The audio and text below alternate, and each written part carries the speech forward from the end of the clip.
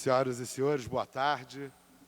Nos termos do precedente regimental número 43 de 2007, persistida a falta de quórum para abrir os trabalhos, declaro que não haverá audiência pública da Comissão Permanente de Meio Ambiente. No entanto, realizaremos um debate público que discutirá sobre a área de proteção ambiental das brisas, a APA das brisas. A mesa diretora será assim constituída por mim, presidente, pelo senhor gerente de monitoramento e biodiversidade da Secretaria Municipal de Meio Ambiente da cidade do Rio de Janeiro, senhor Brasiliano Vitor Fico, doutor Fernando Regis de Maio, representante do movimento ambiental, biólogo e doutor em botânica, o senhor Marcelo Namur de Souza Machado, representante do movimento social SOS APAS, e a senhora Jaqueline Guerreiro, representante da Rede de Educação Ambiental do Rio de Janeiro. Nós estamos realizando esse debate público hoje, por demanda dos movimentos sociais, dos moradores da região de Guaratiba, que procuraram essa comissão, a Comissão de Meio Ambiente, por conta não só de problemas históricos em relação à efetivação da área de proteção ambiental, então, problemas que nos foram relatados desde lixo depositado na região, caça ilegal na região, a falta do conselho gestor da área de proteção ambiental e também receios novos em relação à atuação da especulação imobiliária, inclusive o debate sobre o novo plano de estruturação urbana das Guaratibas. Então, o nosso mandato ele tem como método fazer as suas ações em função das demandas concretas dos moradores e moradoras da cidade. Por isso, nós entendemos como nossa obrigação, na presidência da Comissão de Meio Ambiente, recepcionar essa demanda de vocês, realizar essa audiência pública e não apenas isso, acompanhar os desdobramentos e apoiar a luta dos moradores e moradoras para a efetivação da conservação da região. Então, nós vamos abrir inicialmente a palavra para os oradores da mesa, solicitando que faça as intervenções em torno de 15 minutos, por favor. E depois a gente abre para manifestações do plenário, tá bom?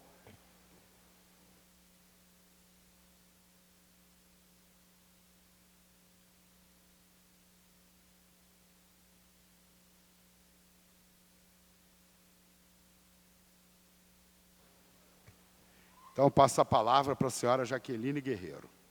Qual é o número? 8.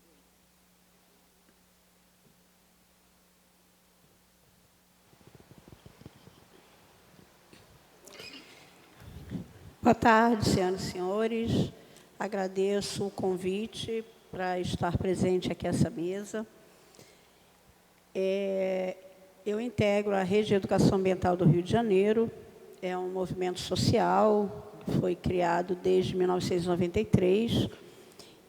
E o que eu trago aqui, na verdade, é pequenas ideias, algumas questões com relação a como que a educação ambiental, o aporte teórico e metodológico da educação ambiental pode fortalecer as lutas comunitárias, as lutas dos moradores da região da APA das Brisas, bem como outras lutas relacionadas às unidades de conservação e às áreas de proteção.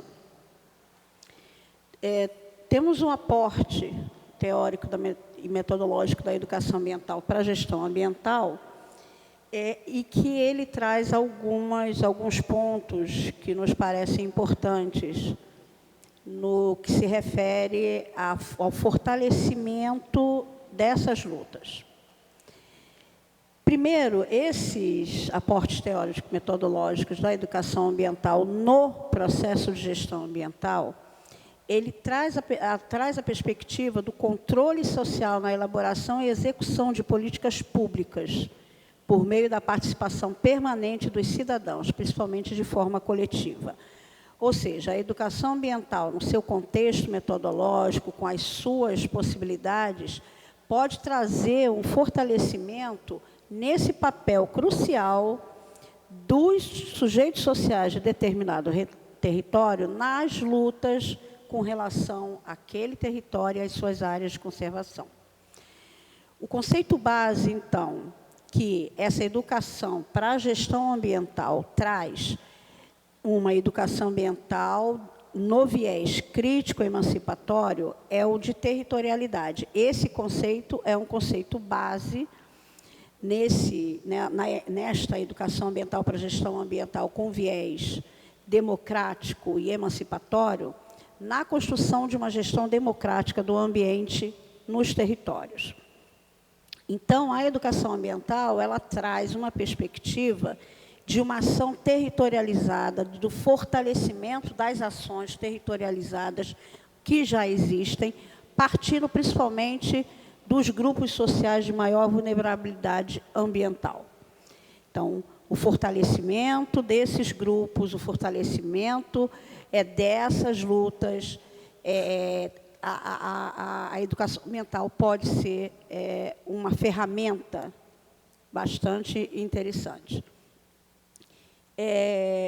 Tendo como objetivo o quê? Primeiro, o reconhecimento do patrimônio natural como bem coletivo. E o que se vê nesta cidade, como em outros territórios de outros lugares desse país, é a privatização dos espaços públicos e a tentativa de privatização destes patrimônios naturais, dessas áreas de conservação.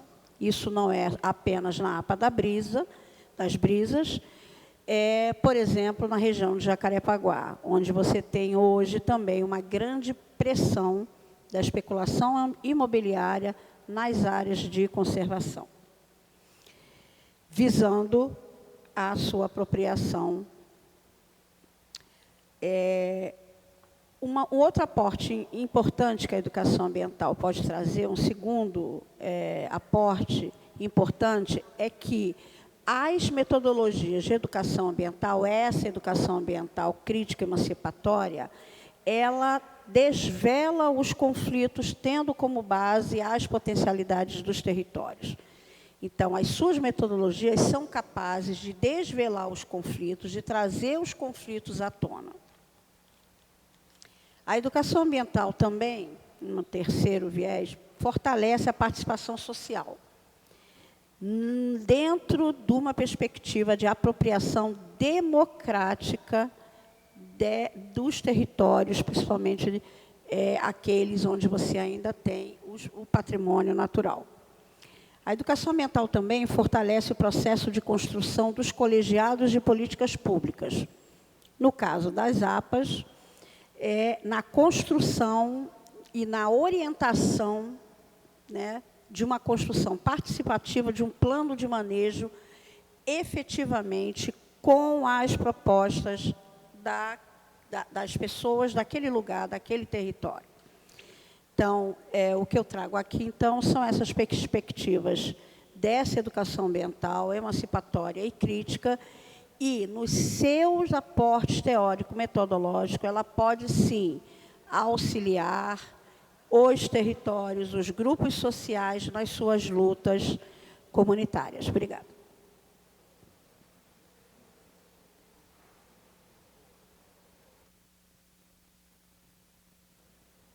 Obrigado, Jaqueline. Então, agora eu passo a palavra para o senhor Marcelo Namur, de Souza Machado. Qual é o número? 7. Boa tarde. Sou Marcelo, morador da Praia da Brisa já há 17 anos, e minha família já frequenta a região de Guaratiba há mais de 70 anos. E eu tenho visto, nesses últimos anos, a agressão que está ocorrendo junto a APAs, principalmente da Brisa ou em Guaratiba. A caça ilegal é uma das coisas que mais me preocupa no momento, que a minha família, como é um povo antigo e cultura, já estava engolido já a caça dentro na família, em todo mundo da região. Eu passei para o outro lado, por assim dizer, e não apoio a parte da caça agora. E eu, tendo muita experiência, eu comecei a identificar dentro da APA da Brisa várias áreas de serva, casas-matas e muitas armadilhas. com o apoio do senhor Fernando, nós identificamos várias espécies ali dentro, fotografamos, né? Ele vai passar a seguir. E a nossa preocupação maior é a especulação imobiliária dentro de uma área daquela, que é uma área de nidificação, é uma área que chega agora ao final do ano, as aves vão começar a migrar. Existem muitos mamíferos ali dentro, como mão pelada, cachorro do mato. Nós temos muitas capivaras ainda e estão sofrendo com essa caça indiscriminada ali dentro.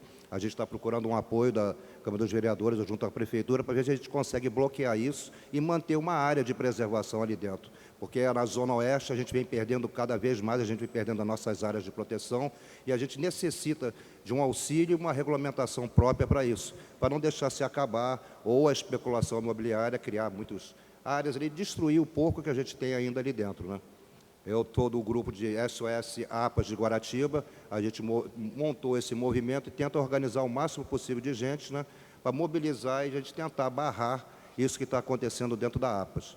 A minha fala é pouca, que eu passo mais a parte técnica para o doutor Fernando, que é o biólogo mesmo, eu sou, como se diz, um mateiro que acompanha e identifica espécies, e sou morador da região. Os pescadores, inclusive, estão muito preocupados também, que são o pessoal da APA, porque ali é uma área de procriação, tanto de vários tipos de espécies, e é essencial para a pesca também na região. E com esse impacto ambiental de moradias, a gente vai ter um impacto muito grande de esgoto na área, um impacto de falta d'água, tudo isso vai impactar na nossa região. E a gente solicita e pede ao apoio, no caso dos vereadores, da Prefeitura, que seja criada uma área, uma regulamentação, alguma coisa que seja discutida e não entregue de uma vez a especulação e possa ser destruída toda aquela área, que é uma área bonita, é uma área grande ainda que pode ser preservada. Muito obrigado.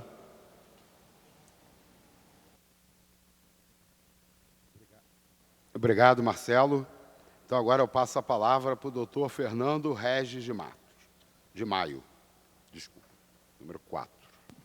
Obrigado. Eu peço para se projetar uma pequena apresentação que eu, com a ajuda dos colegas aqui presentes, preparamos para dar uma visão mais ampla do problema, do diagnóstico feito na APA das Brisas, né? Eu queria primeiramente agradecer o espaço. Nós estamos muito satisfeitos de ter a atenção do Parlamento do município do Rio em torno de uma questão que se dá numa região distante, o extremo oeste do município do Rio, por vezes esquecido, muitas vezes esquecido, mas com a comunidade bastante presente, estamos com um movimento muito firme, estamos aqui muito empolgados, com expectativas de dar uma solução permanente para a questão da APA das Brisas, né? E eu queria só mencionar inicialmente que, desde quando a proposta da criação da APA se deu, isso nos anos de 89, nós nos mobilizamos, nós tínhamos ali um grupo consistente de colegas mobilizados, ambientalistas, que era um outro pessoal. Poucos daqui, hoje, estavam naquele momento em 89. Eu, a Celi, mas muitos outros colegas que estavam presentes naquela luta, doutor Ariane Luna Peixoto, uma importante botânica brasileira, o doutor Luiz Fernando Tavares de Menezes, hoje professor da Universidade Federal do Espírito Santo, doutor Wagner de Souza Pereira, hoje biólogo da CNEM, o mestre Marcelo Brandão José, hoje engenheiro florestal do IBAMA. Esse conjunto de pessoas, na época, era um conjunto de jovens, de pessoas muito mais jovens, que moravam na região e tinha vida orgânica de mobilização, acreditaram que era possível construir unidades, né, estabelecer unidades de conservação na região de Guaratiba. E isso foi feito. Conseguimos, através da Câmara Municipal e da Prefeitura, na época, criar 3 unidades na área, entre as quais a APA das Brisas. Vamos nos concentrar, então, eu peço que a gente acompanhe a apresentação na tela, com algumas imagens para orientar as questões mais essenciais. Tá certo? Eu, inicialmente, tenho ali, então, um mapa da região, uma visão de satélite dessa região da Baía de Sepetiba, que sinaliza a posição da APA das Brisas, está marcadinho em vermelho. Nós estamos ali num processo de integração muito grande com os manguezais da APA das Brisas. Mostra o próximo, por favor. Próximo slide. Eu sinalizei as grandes manchas de manguezal na APA em torno da Baía de Sepetiba, né, estão localizadas mais a sudeste aqui, onde se vê a reserva biológica e arqueológica próxima à Restinga da Marambaia. e mais a noroeste, uma mancha de vegetação de mangue muito importante em torno de Santa Cruz, a base aérea de Santa Cruz, indo até a Ilha da Madeira. E o que nós temos no meio, separando essas duas importantes manchas de manguezal? A APA das Brisas e um pequeno fragmento, que daqui eu vejo com muita dificuldade, mas que é o fundo da Praia do Cardo. Então, nós temos aí uma integração de um corredor fragmentado de manguezal. E dá um próximo slide, por favor. E o próximo de novo. Então, nós temos uma fauna associada ao manguezal na Baía de Sepetiba que precisa desse corredor. Eu mostrei a imagem ali, forçando a vista, a gente enxerga o mão-pelada, mencionado pelo colega Marcelo, animal que existe na APA das Brisas e que existe em toda essa região de manguezal, mas muito sensível, uma espécie ameaçada de extinção no município do Rio de Janeiro, em nossa lista oficial. O município do Rio de Janeiro tem uma lista oficial de espécies ameaçadas no município. O mão-pelada, apesar de não estar ameaçado no Brasil, no município do Rio está. Claro, as pressões ambientais sobre o manguezal aqui são muito severas. Então, nós precisamos preservar isso que hoje são fragmentos. A APA da Brisa é um fragmento de conexão muito importante para essas espécies. O outro bichinho que aparece ali, vocês estão reconhecendo, é um papagaio, né? Um papagaio, esse aí não é um papagaio comum, esse é o papagaio do mangue. Outra espécie ameaçada no município do Rio, ameaçada oficialmente. Então, é muito importante a gente ter a compreensão de que, quando se decreta que uma espécie é oficialmente ameaçada, houve um estudo prévio e o poder público consentiu com aquela conclusão e publicou como lei. Então, nós temos que preservar essas espécies que eu estou apresentando inicialmente aqui, né, através dessa conexão que são os manguezais da Baía de Sepetiba. Próximo. Uma outra abordagem, uma outra visão. Olhando mais ao sul, eu vejo aqui a APA das Brisas e, seguindo para norte, um conjunto de unidades de conservação da Zona Oeste, criando quase um corredor ecológico. Esse é o sonho do nosso companheiro Vitor, que está sentado aqui com a gente na mesa. Como conectar as unidades de conservação desse extremo oeste do Rio de Janeiro? APA das Brisas, Morro do Silvério, Serra da Capoeira Grande. Nós estamos em processo de criação, e certamente o brasiliano Vitor, vai mencionar, de uma grande unidade de conservação, que vai ser a Serra da Capoeira, a Serra de Inhoaíba. Doutor Fernando, só um minutinho. Claro. Só para avisar que nós estamos fazendo transmissão ao vivo pelo YouTube. Se alguém tiver com dificuldade de ver as imagens no telão, eu estou, por exemplo. Aí eu entrei aqui, estou vendo pelo YouTube. Está mais fácil ver as imagens pelo celular. Boa. Se precisarem, tá Pequenininho, sim. Desculpa. Muito bom. Então, nós temos aí uma perspectiva de um corredor ecológico importantíssimo, que tem que ser preservado, tem que ser fomentado, vereador. É muito importante pensarmos em reconectar essas unidades, que hoje são segregadas por estradas, por vias públicas, mas de proximidade muito grande. E é possível hoje, tecnicamente, a gente pensar em aumentar essa porosidade de trânsito de animais, sementes, pólen, ou seja, criar uma combinação, um trânsito de fluxo gênico, que na biologia é tão bem entendido hoje como vital para que essas populações perdurem. Porque não adianta preservar uma população pequenininha, de uma mão pelada aqui com 20 indivíduos, ela vai colapsar a longo prazo. A preservação tem que ser pensada para daqui a 1000 anos. E só é possível alcançar coisas dessa dimensão com as conexões das unidades através de corredores ambientais. Eu tenho certeza que a SMAC está se preocupando muito com essa questão hoje em dia, ela tem clareza do problema.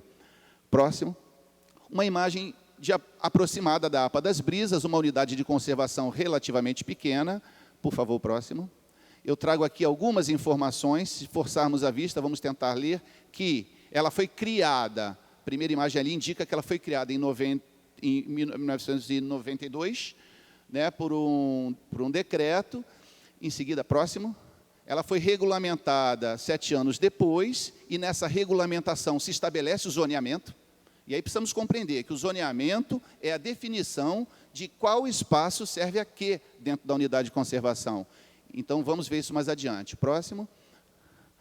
A área tem pouco mais de 100 hectares. Pouco mais de 100 hectares. Próximo. Uma imagem reportando o mosaico de ecossistemas dessa unidade de conservação. Eu chamo a atenção, gente, não é comum numa unidade tão pequena você encontrar tantos ecossistemas diferentes. A APA das Brisas, ela apresenta manguezais, apicuns, que são partes anexas do manguezal. O apicum é aquela imagem inferior esquerda em que o mangue se abre, né, expõe todo o lodo ali, aquela parte do sedimento, mas importante na presença de muitos crustáceos e aves que vão ali se alimentar, né? Às vezes as pessoas nos perguntam, por que o mangue abriu essa clareira? Por que se forma um apicum? Isso é um processo natural, isso não é destruição. Isso é um processo natural de excesso de salinização, que às vezes com as marés o sal se acumula e então as árvores não conseguem mais crescer naquele espaço. Nós temos, além dos mangues e dos apicuns, nós temos floresta de restinga, um ecossistema ameaçadíssimo no município do Rio de Janeiro. Quando nós pegamos a lista oficial de espécies ameaçadas do Rio, que hoje tem 444 espécies, boa parte dessas espécies são espécies de restinga. Então, nós temos a restinga muito bonita dentro da APA, temos Mata Atlântica de baixa altitude dentro da APA, nas partes mais elevadas da APA, embora seja de altitude muito limitada, tem uma parte onde o solo deixa de ser arenoso e se forma uma mancha de vegetação atlântica. E no meio disso tudo, a imagem central, eu quero chamar a atenção, vereador, por favor, a questão dessa imagem central são as lagoas que estabelecidas naturalmente no centro da APA, lagoas essas que são de água doce e vitais para a presença, né, para o trânsito de animais migratórios e espécies residentes, que são muitas delas ameaçadas de extinção aqui no nosso município. O próximo. Eu não consigo ler. O que está? Eu não consigo ler o que está escrito ali. Ah, sim, já entendi. Perdão. É que a imagem está bastante distante, eu tenho uma visão problemática. Ali eu aponto, então, qual é a prioridade que a comunidade vem trazer nessa apresentação à Câmara de Vereadores. Nós, evidentemente, que temos diversos problemas da APA. Poderia mencionar a questão do marco histórico, que está degradado, poderia mencionar a questão das espécies invasoras, que é um problema verdadeiro, mas nós elencamos 3 prioridades, porque a gente acha que precisa ter foco. Então, trouxemos a questão do lixo. Próximo, por favor. Vamos falar do lixo brevemente, só uma apresentação muito curta, claro. Próximo. Nós diagnosticamos em levantamento de campo, eu, Marcelo, colega Julião, nós fizemos um trabalho intenso em campo, vendo a questão do lixo. E percebemos que dentro da unidade, surpreendentemente, não há lixo. Isso é uma notícia muito boa. As pessoas não estão largando lixo dentro da unidade. No entanto, no seu entorno, o problema é seríssimo, porque caminhões e carroceiros de lixo, esses carroceiros que levam lixo de obra, né, estão fazendo de depósito de lixo todo o entorno da APA. É impressionante a quantidade de lixo, né, no entorno da área, na área seca. Próximo, por favor. E na área de influência de maré, onde o mangue se dispõe, uma quantidade enorme de lixo vindo nas ondas e sendo retido dentro do manguezal e além do manguezal. Isso aí é uma foto bastante recente do grupo mobilizado, pessoal bem guerreiro, reunido num fim de semana para poder catar lixo e conseguimos coletar 55 sacões de grandes de lixo da Conlurb e uma televisão. Aquela televisão ali deu trabalho para trazer de dentro do mangue, eu garanto que é bem pesado.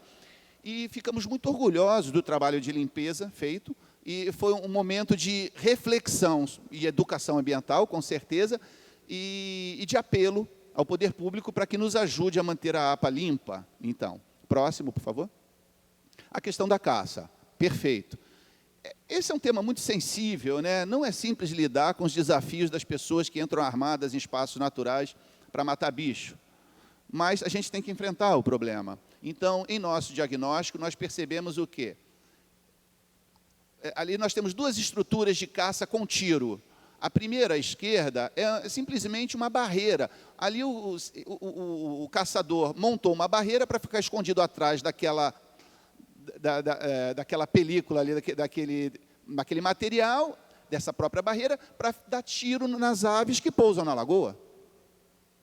À direita, uma casa-mata, onde o caçador se abriga, passa a noite inteira, cevando os animais, dando comida para os animais se aproximarem, chega ao requinte, né? Me perdoem, né, de explicar detalhes, às vezes até impressionante, a gente aprende, a gente não é caçador, né? O colega Marcelo, que está aqui com a gente, ele teve na juventude dele experiência de caça, ele que esclareceu para a gente, dentro da casa-mata, diversas garrafas com urina humana. A gente perguntou para o Marcelo, mas o que é isso? Ele, caçador não pode urinar na área que caça, senão o bicho não vem. Quer dizer, então, nós desmantelamos essa estrutura, uma prática de caça, então, que se revela rotineira. Estão matando capivaras, estão matando patos, inclusive de lista de espécie ameaçada, aves diversas estão sendo mortas dentro da APA das Brisas, e nós precisamos encontrar uma forma de enfrentar isso. Próximo. Aqui, a caça sendo feita por armadilhamento. À esquerda, uma imagem do colega Marcelo, desmontando uma armadilha para pegar gambá, mamíferos, né, de solo. Nós encontramos, não tinha nenhum bicho dentro, felizmente. E há outras armadilhas. Aqui eu trouxe apenas 2 fotografias. À direita, por incrível que pareça, uma armadilha para pegar colmeia de abelha silvestre, né, aquela abelhinha jataí, que o pessoal gosta muito do mel da jataí. A jataí é um mel muito apreciado. Então, as pessoas vão capturar abelha silvestre dentro da APA das Brisas. Tudo isso são imagens tiradas de dentro da APA das Brisas. Nós precisamos enfrentar isso também. Próximo. E eu trago agora o terceiro problema, né? Nós estamos falando de 3 problemas. A questão da preservação das nossas lagoas. Essa é uma imagem de uma edição do jornal que aponta a venda, né, onde se anuncia a venda da área como um todo. Então, o atual proprietário, que é uma única família, deseja se desfazer da APA das Brisas. Nesses quase 30 anos de APA, ele manteve a propriedade da área, meio que abandonado, sem fazer FA nem FU, sem nenhum tipo de iniciativa a favor nem contra, mas a APA se preservou em função disso. Hoje ele quer transferir a propriedade para alguém que venha investir na área e fazer um grande empreendimento, evidentemente. Então, isso mobilizou o grupo que aqui está, porque nós estamos cientes, próxima, por favor, que o zoneamento, isso aí é o mapa do zoneamento da APA das Brisas. É isso que está estabelecido, eu peço que prestem atenção, por favor, nas cores que discriminam em verde e laranja, as áreas que estão protegidas. Não vai poder ser desmatada. E, em branco, as áreas chamadas zonas de ocupação, em que o proprietário vai poder entrar com o seu empreendimento. Na maior parte da zona de ocupação, se você olhar a parte da direita, não há nenhum tipo de problema, é uma área completamente degradada. Esse limite à esquerda, sem problema nenhum. No entanto, a zona de ocupação, aquela área branca que preenche, que avança para o meio da APA, é justamente a área onde estão as nossas lagoas. Próximo. Está aí sinalizada a posição das lagoas, que nós queremos trazer aqui como o assunto prioritário para a gente lidar. Próximo. Estou aproximando as lagoas, estamos tentando ver aqui que são um conjunto de pequenas lagoas articuladas entre si, com áreas alagadas em volta, que recebe água de chuva, é uma água doce, limpa, não tem acesso de esgoto nessa parte da APA, e impressionantemente bonita. Próxima, por favor.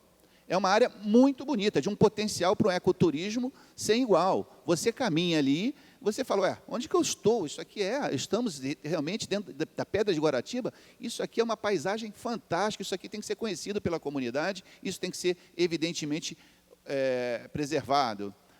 Próxima, por favor. Eu enumero aqui, então, 4 espécies oficialmente ameaçadas de extinção no município do Rio de Janeiro, que fazem uso direto das lagoas. 4. Tá? Fora toda a fauna da APA, que usa a água das lagoas, essas espécies que estão aqui são espécies aquáticas, que, se suprimidas as lagoas, que hoje pode ser feito, hoje, se o proprietário quisesse entrar com um trator, ele, teoricamente, poderia entrar aterrando tudo. Suprimidas as lagoas, a gente perderia essas espécies que são marrecos, marreca caneleira, marreco tocinho, né, saracura, do mangue, são espécies que nós não temos o direito de retirar seu habitat. Não existe isso. Não, né, inclusive, nós temos aqui o espaço do Legislativo para brigar por uma solução ponderada, uma solução. Nós não estamos querendo inviabilizar o empreendimento de ninguém. A gente quer encontrar uma solução em que a biodiversidade seja preservada, né, e que a comunidade possa ter acesso e conviver com a natureza no lugar, e essas espécies não tenham o seu espaço eliminado. Então, como síntese da minha apresentação, eu peço o próximo slide. Sim, por favor, mais uma. O que eu trago? Então, o reforço do nosso pleito aqui a essa nossa audiência pública. Primeiramente, que a gente lide com o lixo de uma forma que seja coibido o novo aporte de lixo na APA e que seja removido o lixo acumulado até hoje. Nós não temos a solução para o problema, mas nós estamos trazendo o problema para ser pensado junto aqui com a Câmara de Vereadores. O segundo item que eu aponto é o fim das ações de caça na unidade de conservação. Nós precisamos encontrar um meio. As pessoas não podem mais entrar armadas na unidade, isso é totalmente ilegal, isso é, em todos os sentidos, ilegal e imoral, e nós vamos ter que encontrar, junto com a patrulha ambiental, junto com a polícia ambiental, nós precisamos encontrar uma solução para a questão da caça na APA das Brisas. Por fim, a questão de uma solução efetiva para o planejamento da ocupação futura, para que as lagoas não sejam perdidas com o empreendimento que venha a se estabelecer na APA das Brisas. Tá certo? Então, por fim, eu acho que tem mais alguma coisa, mas eu não consigo ler o que está escrito ali. Tem alguma coisa? Acho que eu estou agradecendo, talvez, né?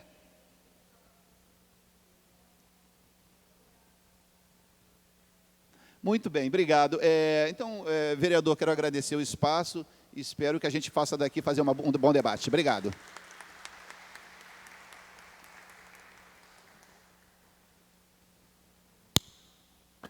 Obrigado, doutor Fernando. Eu queria anunciar a presença da senhora Rosana Mota, servidora do Instituto Pereira Passos e idealizadora do projeto APA das Brisas. Obrigado pela sua presença. Eu também queria anunciar que nós vamos, depois do próximo orador, abrir para as inscrições do público.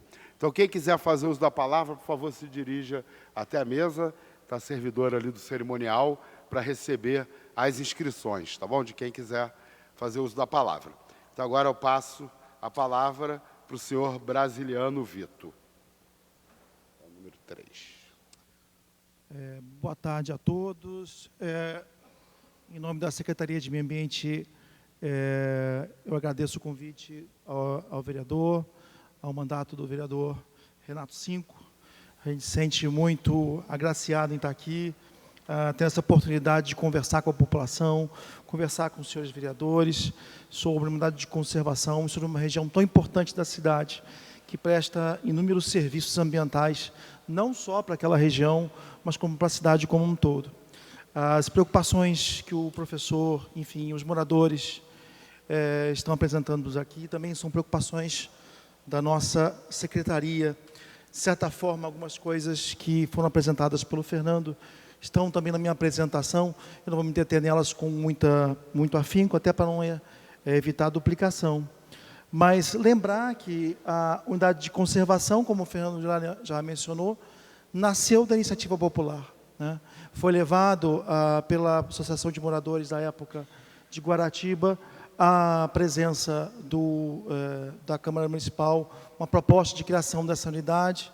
Na época, quem encabeçou o pedido, quem encabeçou a proposta, a redação da proposta, foi o ex-vereador Alfredo Sirquis, que fez a proposição, foi aprovada, levada à sanção do prefeito, na época o Marcelo Alencar, e com apenas um veto de um dos artigos, foi criada, então, a unidade de conservação em 1992.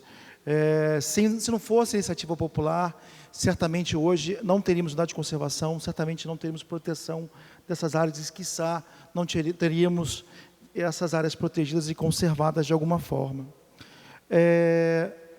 O que eu quero apresentar para vocês é um pouco do contexto da unidade, as preocupações que nós temos em relação à unidade de conservação e como ela é gerida hoje, e o contexto dela com os novos movimentos do entorno da região de Guaratiba. Você falou aqui da questão da especulação imobiliária, é de fato um vetor de pressão dessa região. E também a disposição que nós temos em ajudar a colaboração da gestão dessa unidade, né? Pode passar. Só para mostrar, pode voltar, por favor? Só um slide. É só para mostrar aonde está, né, na zona oeste da cidade, o ponto onde fica a APA das Brisas, né? A zona oeste é uma região desprovida de muitos dos serviços que nós estamos acostumados a ter aqui para sul, para oeste, né? Então, você falar de uma unidade de conservação com uma APA, com esse cabedal de serviços, é extremamente significativo e importante, né? A unidade de conservação, pode passar, Tem esse zoneamento, como o Fernando falou, 102 hectares, pode passar. Nós fizemos recentemente um voo de helicóptero, agora em agosto, para tentar investigar algumas áreas que vão ser modificadas ou propostas de modificação do zoneamento urbano, do ponto de vista o projeto de estruturação urbana de Guaratiba, e voamos exatamente nessa área da APA das Brisas. O que eu vou apresentar agora são algumas imagens deste voo que foi realizado em agosto. Essa área central, onde mostra a faixa de mangue próxima ao mar, a Baía de Sepetiba, e no centro, exatamente o que o Fernando falou, são as áreas de Apicum, são as áreas talvez de maior expressão dentro do ambiente de manguezal, expressão territorial dentro do ambiente de manguezal. São áreas muito importantes, tanto para a nidificação como para o equilíbrio do ecossistema como um todo. Pode passar? Mais uma imagem mostrando o ambiente, os ecossistemas todos protegidos pela APA, né? Não só o mangue, mas também com a floresta de encosta, a floresta atlântica e a restinga. Pode passar? Essa é uma outra visada. Do lado direito da imagem mostra a entrada, o que seria a entrada principal da APA. Há de se levantar que a área é privada, mas ela é usada pela população como se pública fosse. Então, existe uma entrada principal, onde há uma circulação muito grande de pessoas, né, da região, inclusive por caçadores, através da área à direita da foto. E no canto inferior, no centro da foto, no canto inferior, existe um deck que está hoje abandonado, não tem uso, que foi parcialmente destruído pela ação das ondas, né? Pode passar? Essa é mais uma imagem mostrando ela de forma longitudinal, né, com a Baía de Sepetiba do seu lado esquerdo. Pode passar? Essa é a área da floresta atlântica, ainda muito bem conservada, né, uma floresta de encosta, no pequeno morro que existe na APA das Brisas. Essa área é ZPVS. Pode passar. Esse é um trecho de mangue na frente da Baía de Sepetiba, parcialmente aterrado. Esse manguezal sobrevive com muita dificuldade, tendo visto o aterro, né? Mas existe esse manguezal com a fauna característica, a carcinofauna característica. Ele teria que ser parcialmente recuperado, tirado uma parte desse aterro para ter suas funções plenamente recuperadas. Isso está também próximo à entrada principal da APA das Brisas. Pode passar? Esse é o deck antigo que foi destruído pela ação das ondas, né? Essa ação era uma ação normal, natural, né? A gente lembra que nós passando por processos também de modificações climáticas que também podem alterar as condições das marés e também das ondas que aí chegam na APA das Brisas. Temos que ficar atentos em relação a isso também. Pode ser, inclusive, que esses fenômenos possam ser intensificados com os próximos eventos climáticos extremos que vão ocorrer na cidade, com certeza. Pode passar? Essa é uma área degradada da APA das Brisas, próxima à sede da Fazenda Caieira. Mais uma vez lembramos, essa é uma área privada, toda ela privada, então próxima à sede da Fazenda Caieira, que é, digamos assim, a sede dessa área privada, tem uma série de plantações de eucalipto e também de gramíneas exóticas. Pode passar? Essa é uma área próxima ao que o Fernando chamou de lagoas, as lagoas, né? São áreas de brejo.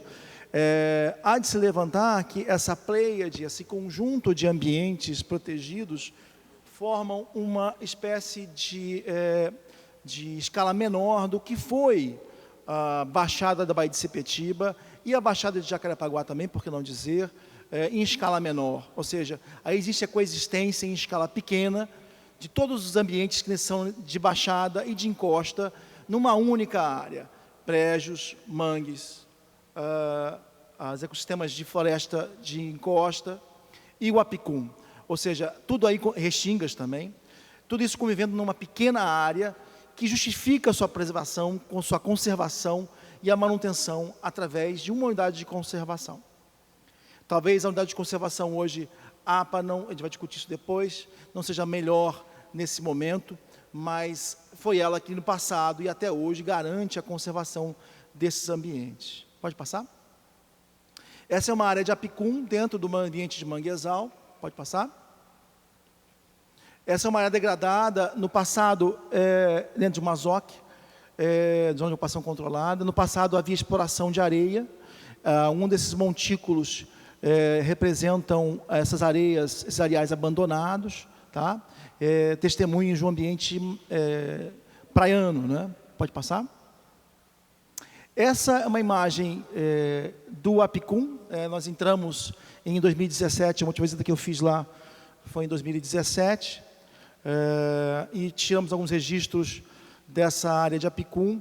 É impressionante, né? O Fernando pode até testar isso melhor do que eu, a capacidade desses ambientes, apesar de todas as agressões, apesar de todas as interferências humanas, se manter ainda com essas características tão naturais. São áreas belíssimas do ponto de vista cênico, paisagísticos, devem ser mantidas incólumes do ponto de vista dos seus serviços e da sua paisagem, e prestam serviços inimagináveis para aquela região como um todo. Pode passar? Essa aí é mais um aspecto do Apicum e do bosque de manguezal ao fundo, né? O bosque de manguezal é intermediado por essas zonas hipersalinas, chamadas apicuns, né? Pouca vegetação, alguma vegetação característica. Pode passar? Esse é um tipo de vegetação característica do Apicum, né? É um pequeno arbusto, poucos arbustos ou pouca vegetação nasce nessas áreas hipersalinas. Pode passar? Eu queria levantar algumas coisas assim a respeito do entorno da questão da APA das Brisas, e que tem a ver diretamente com a APA das Brisas, né? Nessa imagem fica aí representada a APA das Brisas, com a sua à direita, né? A APA do Morro do Silvério e a APA da Serra da Capoeira Grande. São as 3 unidades de conservação já criadas pela Prefeitura, as 3 APAs, né? A área de proteção ambiental. E nesse momento que se discute, todas elas têm um zoneamento ambiental, todas elas têm um zoneamento previsto por decreto da Prefeitura, provocado por estudos da Prefeitura no passado, mas que nesse momento estão sofrendo estudos para a criação de um projeto de estruturação urbana, através de um projeto de lei complementar que deve ser enviado à Câmara dos Vereadores em algum momento, feito pela Secretaria de Urbanismo. Nós estamos discutindo lá internamente a questão da manutenção dessas unidades com o seu zoneamento atual, né?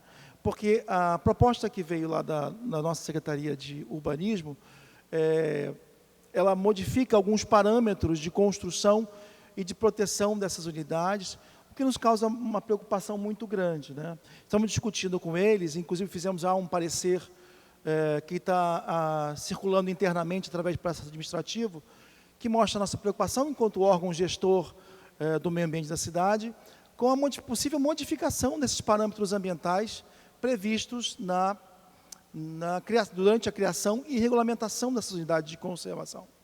Então, o projeto de estruturação urbana que hoje está sendo gestado na Prefeitura tem que ser visto com muito cuidado para que essa gestão ambiental não fique, de alguma forma, interferida negativamente, né? Então, essa é uma preocupação que nós da Secretaria temos com relação à APA das Brisas e às outras APAs do entorno. Alguns parâmetros estão sendo propostos para modificação. Pode passar? Esse é um exemplo de uma mudança, pode passar? Que está sendo proposta no projeto de lei, que ainda não foi enviado na Câmara dos Vereadores. Vocês podem perceber no quadro vermelho que a APA hoje tem uma ZOC 1, né? Essa é uma comparação feita entre uma das áreas, na ZOC 1 da APA, que permite apenas uni e bifamiliares, né? Na proposta que foi encaminhada, que está sendo estudada lá na Prefeitura, essa área se tornaria uma zona de uso multifamiliar. Deixaria de ser apenas uni e bifamiliar para ser multifamiliar. Os lotes mínimos passariam de 600 metros quadrados e passariam a ser de 360 metros quadrados. Lotes menores do que são previstos pela unidade de conservação. Afastamentos frontais sairiam de 5 metros para 3 metros. Fora ainda um coeficiente de adensamento, TUQ aí, que poderia aumentar ainda mais o adensamento nessa unidade de conservação. Então, essa preocupação que nós temos de conciliar uns instrumentos jurídicos, né, que hoje existem, né, já existem na unidade de conservação, que é o seu zoneamento, né, com futuras propostas legislativas. Pode passar?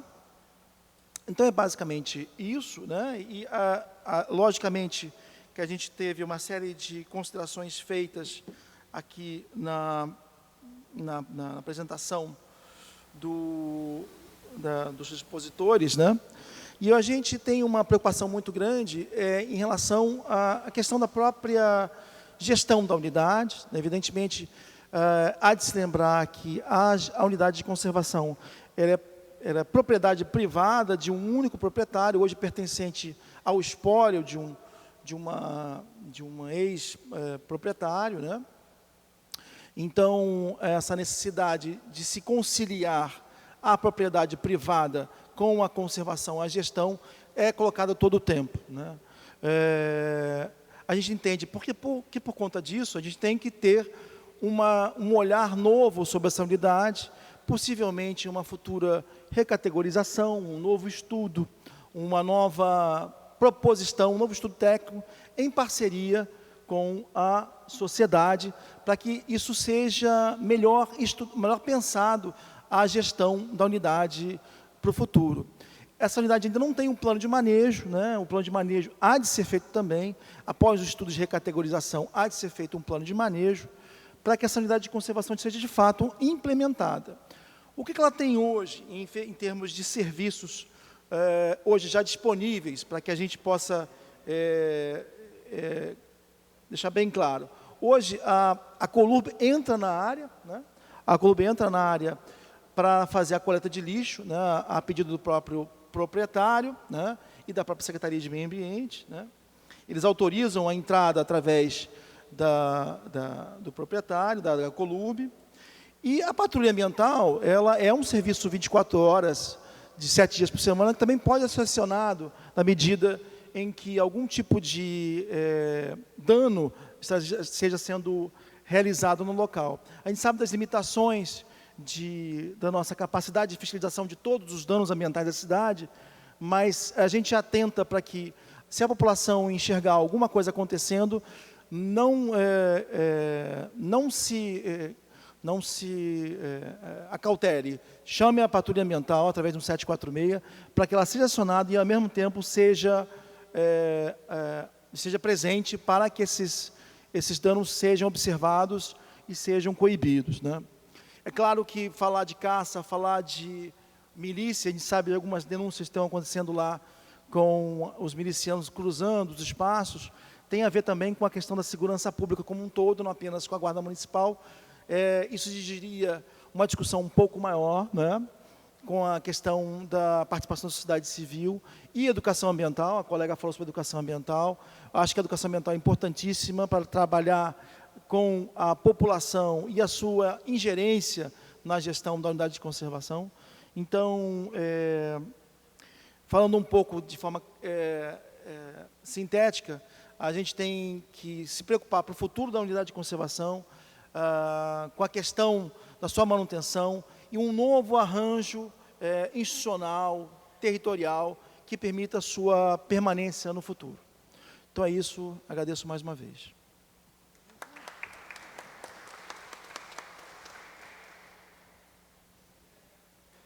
Obrigado, Vitor. Bom, eu quero anunciar a presença do senhor Delcio James, da assessoria do gabinete do secretário de Meio Ambiente, na Bernardo Egan. Também anunciar a presença do senhor Mauro Pereira, biólogo, diretor executivo da ONG Defensores do Planeta. E vamos dar início às intervenções do plenário. E o primeiro inscrito é justamente o senhor Mauro Pereira. Eu solicito que as intervenções procurem ficar em torno de 5 minutos. Quando faltar 1 minuto, eu aviso, tá bom? Então, não fiquem assustados, né? Quando eu falar no meio, é isso que eu estou falando. 1 minuto, né? Só isso. Obrigado, Alô. Mauro. Alô. Boa tarde a todos e a todas. Queria saudar a mesa na presença do vereador 5. Mais uma grande primícia para o nosso trabalho aqui na cidade, da defesa dos nossos recursos naturais. Bom, queria abrir minha fala Primeiro, me dirigindo, Vitor e James são os dois representantes aqui, gostaria muito de ter a presença do secretário, mas fazendo uma pequena história, né, como morador do território, como vocês bem sabem, eu sou fruto do território, inclusive tem uma história bem legal, que eu só sou biólogo por conta justamente dessa unidade de conservação. Tá? Eu estudei na escola, ali perto, uma escola chamada Débora Mendes, minha eterna diretora está aqui, era um jovem querendo ser engenheiro, e fruto do trabalho da educação ambiental, que é de suma importância, que bem destacou Jaqueline, uma professora levou a gente para conhecer o território, porque muitas pessoas não conhecem as nossas unidades de conservação. Então eu fiquei inebriado com aquele território, vendo os caranguejos, né, os chamamarés e toda aquela questão da importância do manguezal.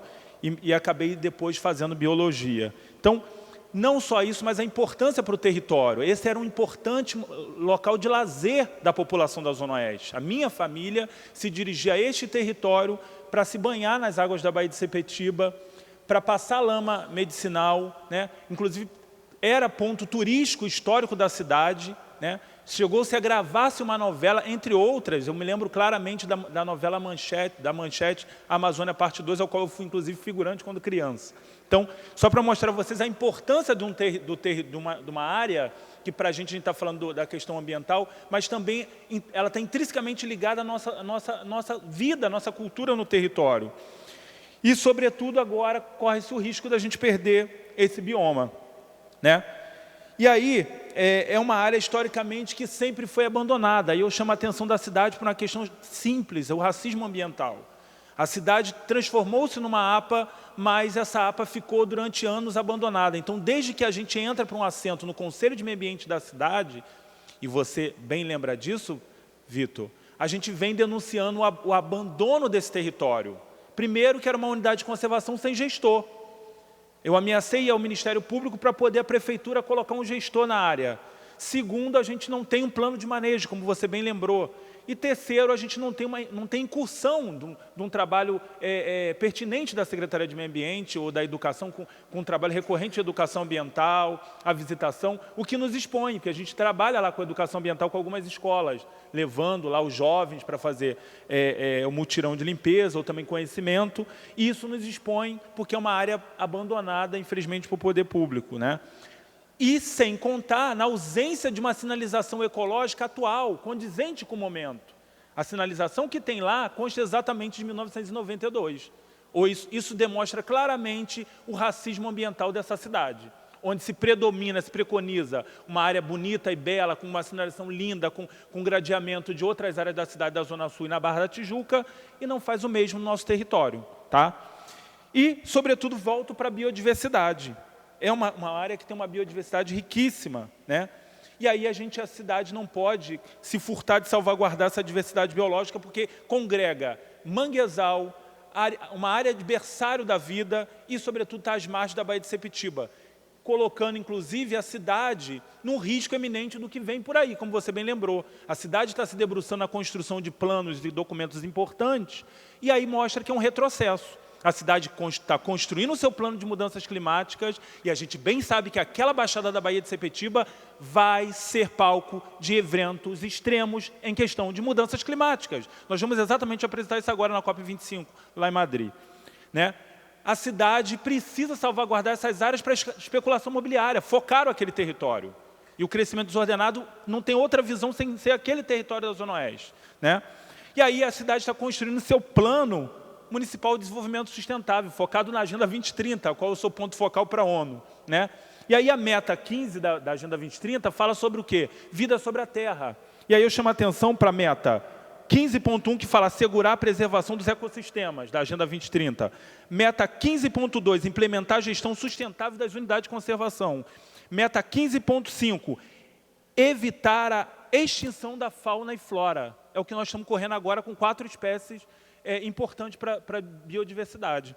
E aí a gente não quer entrar numa discussão ou numa guerra internacional com a Prefeitura do Rio, ao qual nós já viemos denunciando, por exemplo, a questão do campo do Camboatá. A gente não quer ter que levar às altas cortes internacionais, fazer uma denúncia. A CBD, a cidade é signatária. A cidade criou o seu inventário de espécies ameaçadas de extinção. Isso está assegurado nas convenções e, sobretudo, pactuado nos acordos da cidade internacionalmente. Eu posso citar aqui a vocês, o prefeito dessa cidade foi à COP21 em Paris assegurar uma ampla reflorestamento e defesa da diversidade biológica a fim de salvaguardar a cidade sobre os impactos das mudanças climáticas. O prefeito co-criou acordos internacionais com cidades como Frankfurt, como Pequim, entre outras cidades. Então, e está construindo um plano internacional de desenvolvimento sustentável. Então, a gente está agora nos debruçando num relatório a ser entregue na próxima conferência de diversidade biológica que vai acontecer na China, e a gente não quer expor essa cidade a uma cidade que é um patrimônio ambiental da Unesco e que não preserva, ou seja, dando uma bola fora, não preserva a sua biodiversidade e suas unidades de conservação. E aí a gente quer contar com o trabalho hercúleo que a ASMAC já vem fazendo, mas também de sensibilizar o alto mandatário da cidade para que acorde desse retrocesso que vem de cima e está descendo aqui exatamente na cidade. A gente precisa salvaguardar. Defender meio ambiente não é defender espécies, não é defender bichos e plantas, é salvaguardar a nossa sobrevivência em tempos de mudanças climáticas, né? E aí a gente quer exatamente chamar isso. Lembra vocês que essa cidade ela tem um assento no C40. O prefeito é prefeito climático. Então, ou a gente começa a ter um entendimento, um diálogo, ou a gente vai às altas cortes denunciar também o prefeito, que é um prefeito climático, mas não está salvaguardando as espécies da Mata Atlântica. Temos um plano de Mata Atlântica na cidade, né? Então, é isso. E aí, essa é uma discussão que a gente já está discutindo no CONSEMAC, Vitor bem sabe, na Câmara de Unidade de Conservação. Na quarta-feira nós vamos ter um debate. E aí eu concordo com você, Vitor, a gente precisa avançar de APA, que é uso sustentável, e é frágil para a cidade, para uma recategorização. A gente precisa transformar aquilo num parque, a fim de salvaguardar a importância histórica daquele território com os marcos imperiais e da biodiversidade. Então, isso já vem sendo discutido no CONSEMAC no âmbito das câmaras técnicas. E lembrar vocês da importância desse bioma para a cidade do Rio. E deixar aqui uma deixa da questão que está intrinsecamente ligado aos manguezais, com lixo, com a foz do Rio Piraquê e com a Baía de Sepetiba. Então, não sou contra o progresso, mas apelo para o bom senso. Acho que a cidade precisa acordar desse devaneio dos retrocessos e cuidar melhor dessa cidade. E cuidar melhor dessa cidade significa salvaguardar, preservar a nossa riqueza socioambiental. Obrigado.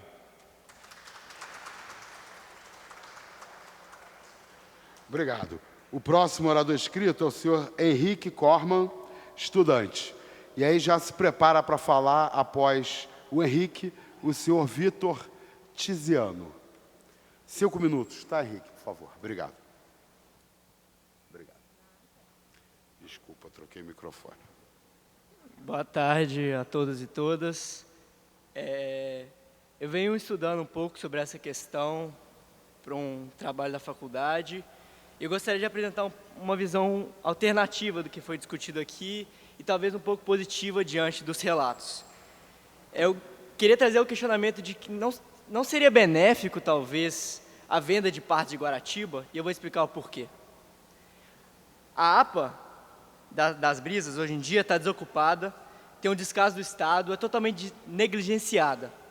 E, além disso, o bairro, o entorno da área da APA, sofre com falta de transporte público, com falta de água tratada. Por exemplo, numa reportagem do G1 de janeiro, a região ficou 2 meses sem água, falta saneamento básico, alguns bairros não têm nem ruas asfaltadas. E aí, é toda uma região que é negligenciada pelo setor público. Isso é evidente. Como a situação vai mudar? Como a APA vai receber esses investimentos? E aí eu olho para um estado, o Rio de Janeiro, que é o terceiro mais endividado do Brasil. E o secretário Vitor sabe muito bem disso. É o estado em que 85% dos municípios estão em situação fiscal deplorável. Não tem de onde sair esse dinheiro.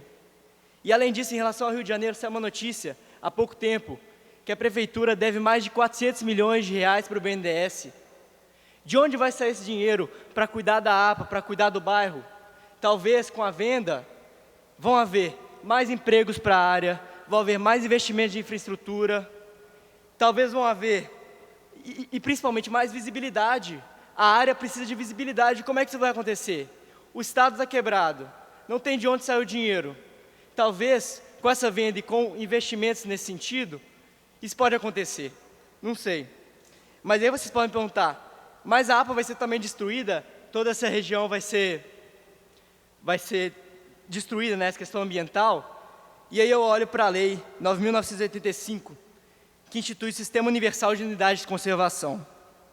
Lá nessa lei está escrito que existem dois tipos, as áreas de proteção integral e as áreas de uso sustentável. De acordo com o artigo 14, a APA está dentro da área de uso sustentável. Então, se houver mudanças na área, nessa APA depois da venda, vai haver investimentos, vai haver mudanças, mas dentro de uma harmonia com a natureza. Vai ter um respeito à área ambiental, vai ter um uso sustentável da área. Então, talvez seja uma alternativa, não é o ideal, mas a gente precisa pensar em possibilidades diante da escassez de recursos que o Estado do Rio de Janeiro enfrenta, e principalmente o município. E, por fim, eu gostaria de ressaltar a importância da mobilização social em questões como essa, principalmente em relação ao meio ambiente. E parabenizar principalmente o grupo SOEP APA de Guaratiba. Eu acompanho o trabalho nas redes sociais e todo o envolvimento, a questão do recolhimento de lixos. Eu acho que isso é muito importante, esse envolvimento da população, principalmente em relação a essa audiência pública, essa mobilização para tentar encontrar mudanças, porque a situação é realmente muito difícil. E, por fim, gostaria de apresentar algumas alternativas, diante de tudo que eu estudei, que podem trazer melhorias para essa situação, que é muito complicada. Eu li o projeto Guaratiba Verde, que é uma tese de mestrado da Priscila Herzog, que fala sobre alternativas de infraestrutura verde para Guaratiba. É um trabalho minucioso, específico para essa área e que pode trazer soluções para o município, para a prefeitura, para pensar em projetos para melhorar não só a APA, mas toda a área de Guaratiba. E, por fim, eu queria falar uma notícia, um pouco da fala sobre educação dita anteriormente, é que na Itália foi definido como conteúdo obrigatório nas escolas aulas de desenvolvimento sustentável. Eu acho que é fundamental, nesse momento, tanto o envolvimento da sociedade civil, como audiências como essa, e grupos como o SOS Guaratiba, como também a educação. É fundamental a gente pensar nisso, para a gente pensar numa cidade melhor e também num país melhor. Então é isso. Obrigado. Obrigado. O próximo orador é o senhor Vitor Tiziano, e se prepara para falar o senhor Carlito de Campos. 5 minutos, por favor. Bom, boa tarde a todos. Antes de mais nada, parabenizar a fala do rapaz Henrique, o seu nome, muito boa. Acho que, enfim, uma das propostas de nos reunirmos aqui no dia de hoje é justamente trazer o debate, trazer novas ideias. Eu acho que isso é plural, isso é muito bom. Parabenizar também a Associação de Moradores, a SOS que está aqui. Graças a vocês, a nossa flora, a nossa fauna continua preservada, e são por causas e brigas como essa que eu acho que pessoas continuam se levantando e acreditando. Eu queria trazer, muito da minha fala foi roubada pelo Henrique, e, enfim, te agradeço por isso. Eu acho que uma das soluções e alternativas que a gente tem é justamente trazer novas ideias. Eu tenho, na verdade, uma questão a ser perguntada e outra a ser afirmada em relação ao discurso do senhor Marcelo. Por exemplo, quem são esses responsáveis? O senhor sabe, tem ciência de quem são esses responsáveis pelo desmatamento, pela caça? Sabe se é uma caça esportiva ou se simplesmente, enfim, para o comércio? Porque talvez, trazendo as perguntas corretas, a gente tenha as respostas corretas. E a outra afirmativa para o doutor Fernando. Muito bom a sua apresentação e o seu discurso.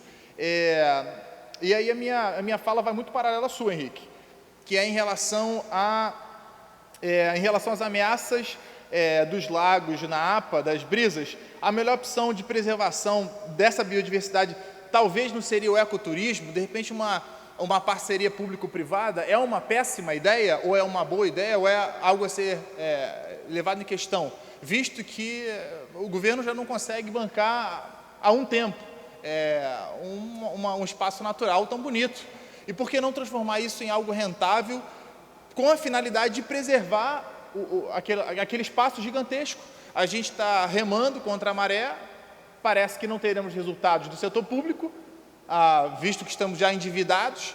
O setor privado, além de ser uma área privada, o setor privado, na minha opinião, na minha humilde opinião, talvez não tenha a melhor das melhores intenções. De repente, a solução que a área privada quer oferecer para esse espaço não seja de 100% de preservação, e é o nosso intuito, pelo menos me parece ser o intuito de todos aqui, e por que não uma parceria público-privada, onde a gente consiga transformar um lugar belíssimo em um lugar turístico? São esses os meus questionamentos. Olha só, no final, eles vão responder, a palavra volta à mesa, tá? Tá ótimo. Obrigado. Agora o senhor Carlito de Campos. E depois, o senhor Tarcísio Teixeira.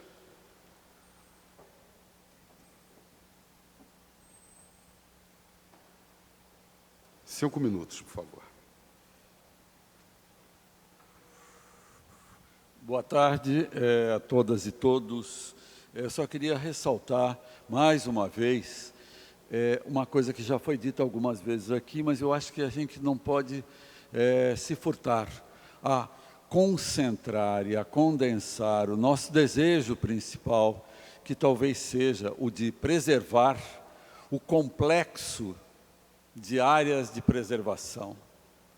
Ali são 3 próximas. Além disso, naquela mesma área tem a Baía de Sepetiba, que merece ser vista e ser absorvida numa proposta que pense em transformar aquela região, em vez de ser uma área de futura especulação imobiliária e de deterioração cada vez maior do meio ambiente, no inverso, numa área de preservação permanente.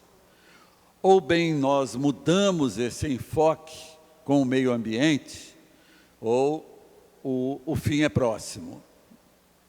Então, eu acho que isso assim, é o mais importante, a gente olhar com carinho essas questões.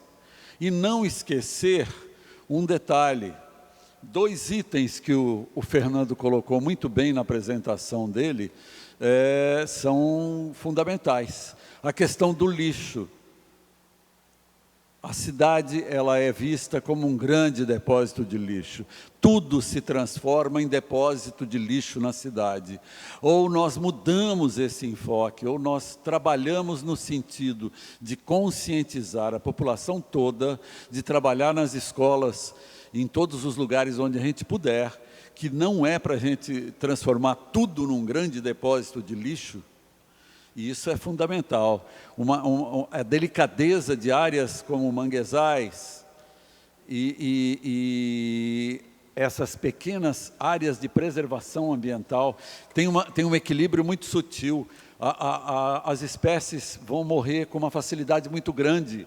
O desequilíbrio ambiental ele é muito rápido para tudo acabar. E isso não é assim uma coisa que vai esperar mais 1000 anos para se deteriorar. Rapidamente acaba tudo, você viu e não vê mais. Então é fundamental, eu enfoco nisso, principalmente a gente pensar numa ampliação da luta de preservação ambiental, sempre, mesmo que isso seja uma utopia muito distante. Mas eu acho que nós temos que lutar por novas utopias, é uma boa hora da gente lutar por novas utopias. Pensar no novo homem, né? Construir agora, quem está preparando a pré-candidatura do Renato, né? Não? Então não. Mas eu acho que a gente tem que pensar em novas utopias, que o ser humano possa vir a se transformar facilmente, né?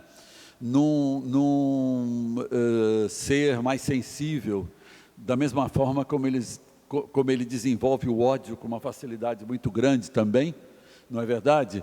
E não esquecendo que, mesmo que seja uma utopia muito longínqua pensar numa grande área de preservação, tem uma bem próxima. Ou a gente preserva efetivamente e muda o tipo de zoneamento que está previsto na APA atual para a área das lagoas, ou elas estarão condenadas à destruição, porque elas estão zoneadas não como área de preservação e cuidado, e elas são a parte mais delicada, mais sutil e mais passível de destruição. Ou a gente preserva, muda, já que, tá bom, a gente não pode transformar Guaratiba numa grande área de preservação, que maravilha. Não, de turismo ecológico, não, mas então esse último minuto é só isso, gente. Vamos trabalhar juntos, pelo menos, para que a gente transforme a área das lagoas numa área de preservação definitiva, que elas não sejam ameaçadas. Muito obrigado. Obrigado.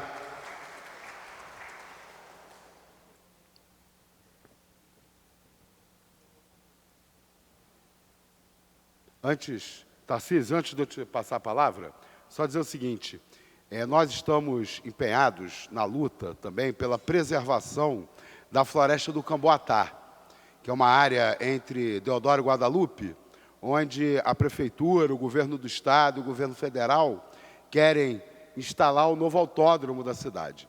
Então, nós apoiamos o movimento SOS Floresta do Camboatá, e eu gostaria de pedir, quem ainda não tiver assinado, o abaixo-assinado, em defesa da Floresta do Camboatá, Serginho está aqui na frente com o abaixo-assinado, ele vai passar, quem quiser assinar um abaixo-assinado endereçado ao prefeito Marcelo Crivella, solicitando que, se ele quiser construir o autódromo, que ele construa em outro terreno, né? Existem alternativas, pelo menos 5 terrenos são conhecidos pela Prefeitura, que podem receber o novo autódromo da cidade, sem fazer a destruição da Floresta do Camboatá. Então, eu queria aproveitar a oportunidade que nós estamos reunidos aqui e pedir o apoiamento, né, de quem puder, apoiando o nosso abaixo-assinado. Então, eu passo agora a palavra para o Tarcísio. Boa tarde. Primeiramente, quero agradecer a oportunidade que o Parlamento deu a gente de estar aqui, o nosso grupo. E, falando de preservação, nós não podemos esquecer o Rio Piraquê, que ele é influente, né, na nossa Baía de Sepetiba e, consequentemente, ele adentra vários tipos de lixo dentro dos nossos manguezais, né? E esse rio Piraquê, popularmente conhecido, né? O nome dele original é Rio Cabuçu. E a origem dele vem da Serra de Santíssimo. Aí ele percorre aquela região toda de Senador Vasconcelos, Arthur Rios, percorre também o Mato Alto e desemboca na Baía de Sepetiba, passando por dentro da comunidade do Rio Piraquê, né? da comunidade do Piraquê. E o ponto que eu quero chegar é o seguinte, nós precisamos ter ações efetivas de conscientização ambiental nas próprias comunidades ribeirinhas, porque eles são, de fato, os que estão diretamente ligados, né, à poluição e ao despejamento de lixo irregular na Baía de Sepetiba. Inclusive, no começo do ano, inclusive o senhor presidente, nós participamos, o senhor foi lá na foz do Rio Piraquê, e houve aquele impacto ambiental, o vazamento de óleo da empresa Translute, né? Inclusive, eu estou até com autos de infração aqui que não deu em nada. Até hoje, nós ficamos sem resposta. Os pescadores da nossa região ficaram, naquela época, sem conseguir o seu alimento ou a sua forma de ganhar o dinheiro, né? E a APA da Brisa também foi afetada por esse impacto, né? O óleo percorreu por toda aquela região, aquela margem toda dos mangues ali de Guaratiba, né? E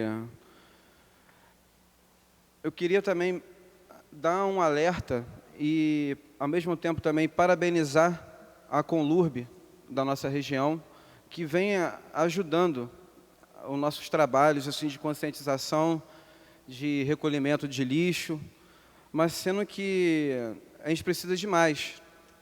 A própria Conlurb, junto com a população, né, nós precisamos fazer um trabalho comum para a gente poder chegar e ter um denominador comum com relação a esse impacto na nossa região. Então é isso, gente. Venho aqui parabenizar mais uma vez a todos, inclusive meus amigos que estão aqui, a Francidélia também. É isso, gente. Quero agradecer aqui mais uma vez ao Parlamento e a todos vocês. Obrigado.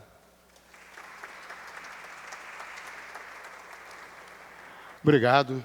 Bom, não havendo mais nenhum orador inscrito, nós vamos retornar a palavra para os membros da mesa para fazerem as suas considerações sobre as observações, as opiniões, as perguntas. Infelizmente, a nossa companheira Jaqueline Guerreiro precisou se ausentar, porque ela tinha outros compromissos, inclusive relacionados à luta ambiental, né, que ela já havia agendado e não pôde desmarcar, então ela teve que se retirar antecipadamente do debate. Eu queria apenas, antes de passar a palavra para os demais membros da mesa, fazer algumas considerações. Eu vou ser econômico para dar mais tempo para os demais membros da mesa falarem. Mas só chamar a atenção do seguinte, eu acho que a gente precisa não ter ingenuidade, né? A gente precisa entender como é que funciona um pouco a dinâmica da especulação imobiliária na cidade do Rio de Janeiro, né? Porque, se a gente observar a história da nossa cidade, né, o desenvolvimento urbanístico do Rio de Janeiro, ele nunca foi ditado pelas, vamos dizer assim, melhores avaliações, estudos e conclusões técnicas urbanísticas, né? O que vem determinando a expansão urbana do Rio de Janeiro, né, pelo menos desde do prefeito Pereira Passos, né, que foi quem reordenou a cidade.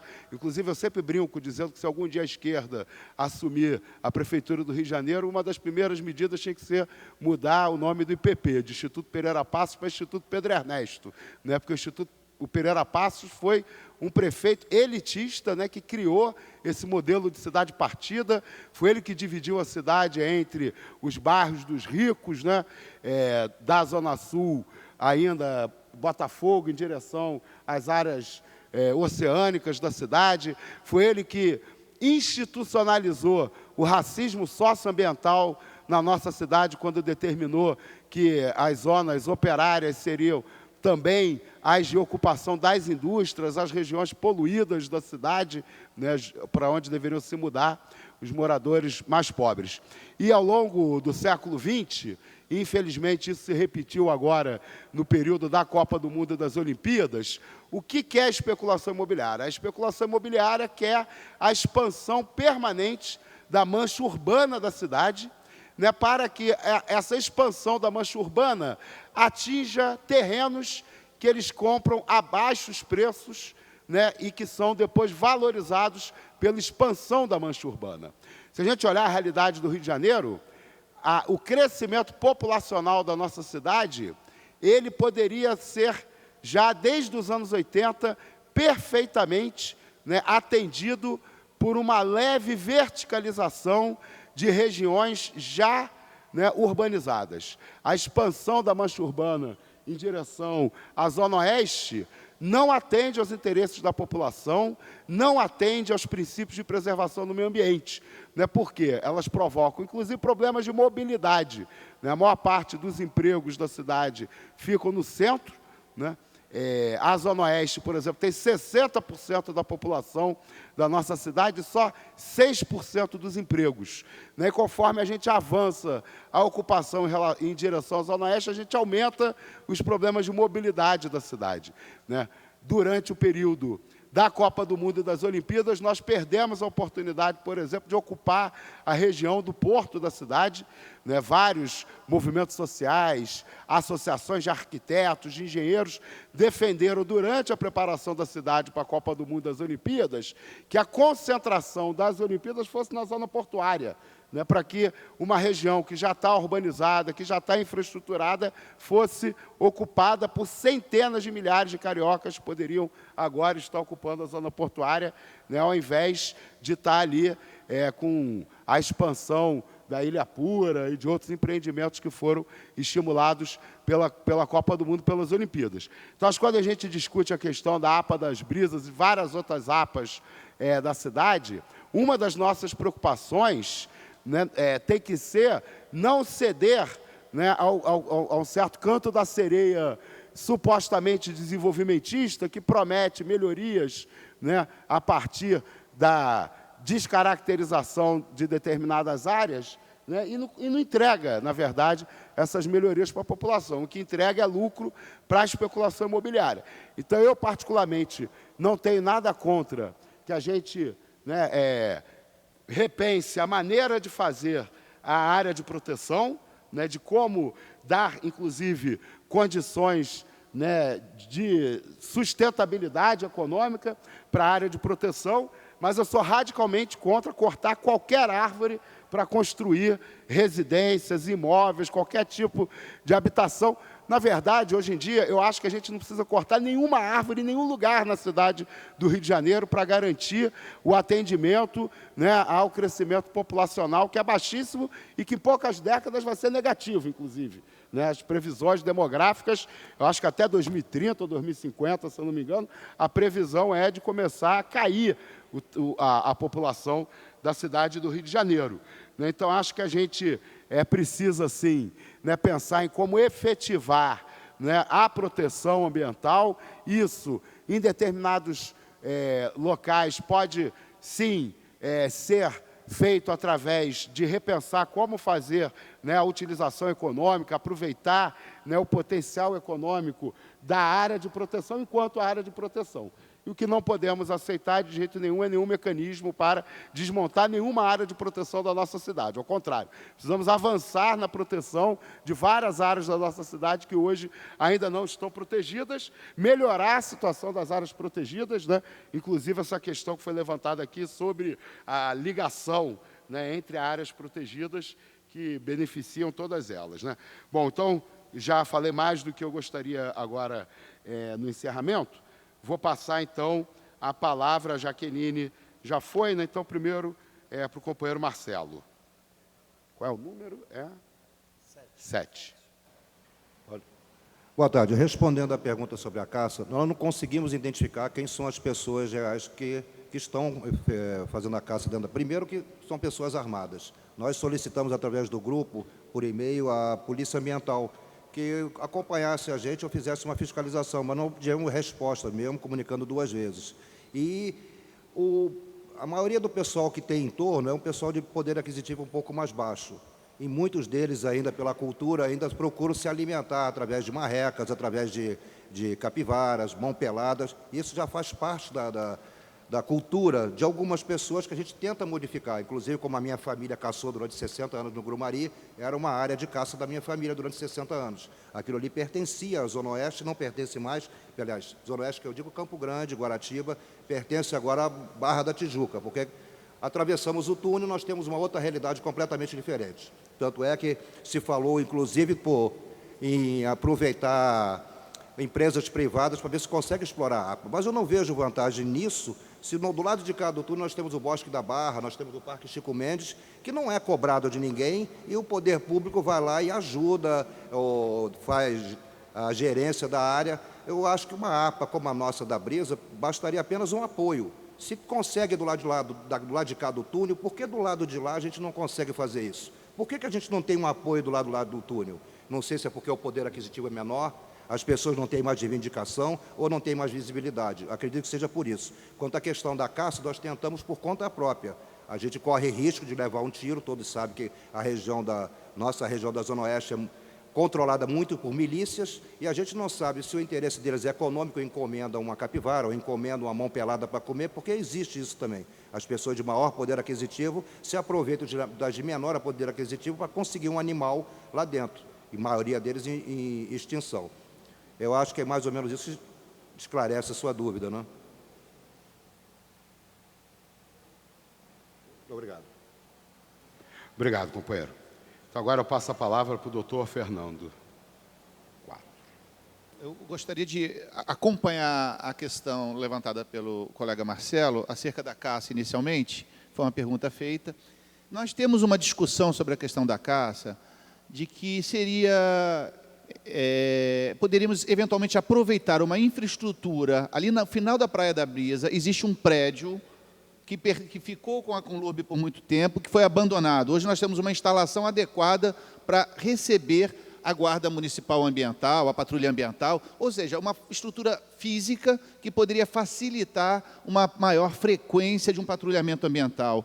Então, nós temos essa expectativa, Brasiliano Vitor, de dialogar com o Executivo para otimizar uma presença maior de sistemas de patrulhamento, porque é o que nós podemos efetivamente fazer, né? E, eventualmente, chamar a Delegacia de Meio Ambiente, aí é um outro departamento que a gente também pode avançar. Mas, hoje, o que a gente espera do município é a maior presença da Patrulha Municipal Ambiental, da Guarda Municipal, e talvez aquela estrutura predial, nós queremos conversar com a Prefeitura, aquela estrutura predial possa servir esse interesse. Tá certo? É no final da Praia da Brisa. Acesso à APA das Brisas, existe um prédio abandonado que nos interessa para a gente reforçar essa fiscalização. É uma questão concreta que a gente propõe. O rapaz chamado Henrique teve ali, fez uma pergunta acerca... Não foi o Henrique, não, foi o que veio depois do Henrique, acerca das lagoas. Ele levantou um questionamento bom. Qual é a melhor solução para a gente preservar as lagoas? Essa é uma discussão que está em aberto. Nós temos os nossos desejos e temos receio de sermos ingênuos e seguirmos por um caminho que não seja factível. A gente não quer errar, a gente não pode errar. Porque se a gente errar agora, o que vai acontecer? A propriedade passa troca de mão, o empreendedor entra e suprime a lagoa. A gente vai perder o compasso e vai perder o que a gente quer preservar. Ele vai preservar o mangue, vai preservar as zonas de proteção de vida silvestre, mas a lagoa que hoje não está protegida vai ser perdida. Então, nós não podemos errar nisso. Nós sabemos que existe um contexto de domínio de milícia ali na região. Sabemos como isso é perigoso no sentido de que qualquer empecilho de troca de propriedade pode ter o apoio de agentes obscuros promovendo invasões, promovendo a perda completa da área. A gente está com essa pequena paranoia, não sabemos se é paranoia, mas eu acho que é um motivo de preocupação real. Nós não queremos que a área seja invadida, evidentemente. Se ela for invadida, não vai ter zoneamento, não vai ser levado em conta zoneamento, a gente perde tudo. Então, não queremos atravancar a transferência de propriedade. E tivemos essa discussão no seio do grupo, né? Foi uma discussão intensa. Os colegas que vieram trazer esse tema agora, que a gente não conhece, seriam muito bem recebidos em nossas reuniões para a gente avançar nesse debate. Nós não temos o interesse de lutar pela questão fundiária, ou impedir, ou transferir, ou não deixa de transferir. O que nós queremos é preservar a área ambiental que está prevista no zoneamento e uma área a mais pequena, que é, no meio da ZOC 2, um trecho de lagoas. Essa é a prioridade hoje. É claro que temos sonhos mais altos, gostaríamos muito de converter a APA das Brisas em um parque natural municipal. Mas temos medo de apostar em algo tão ideal e, no final, desfavorecer essa conquista no sentido de que o proprietário deixa de zelar pela área, haja uma invasão e a gente tem um novo Piraquê ali. O Piraquê foi isso. A origem do Piraquê é a tentativa da prefeitura em criar condições ambientais ideais para a ocupação urbanística. E aí os proprietários entregaram para a invasão e a gente hoje tem uma situação totalmente sem controle. Então, nós não podemos correr esse risco, não queremos correr esse risco. Então, a sugestão objetiva que eu faço, rever o zoneamento da APA no sentido de preservar as lagoas na ZOC 2. Então, que a gente tenha um momento de debate para ver como tornar isso possível numa revisão efetiva do zoneamento. Tá certo, colega? Ok. Obrigado. Então, passo a palavra para o Vitor. É 3, né? Então, foram faladas muitas coisas importantes. Só lembrando a questão fundamental em relação à APA das Brisas, né? Estamos falando de uma propriedade privada, cujo espólio, que tem o domínio territorial dela, está em litígio com a prefeitura. Ao que me consta, eu fiz uma consulta ao sistema do Tribunal de Justiça aqui do Rio de Janeiro, ele já tem ganho de causa para desapropriação, ou seja, desapropriação indireta deste imóvel, ele já tem direito a valores de áreas que não podem ser mais utilizadas por serem zona de vida silvestre, né?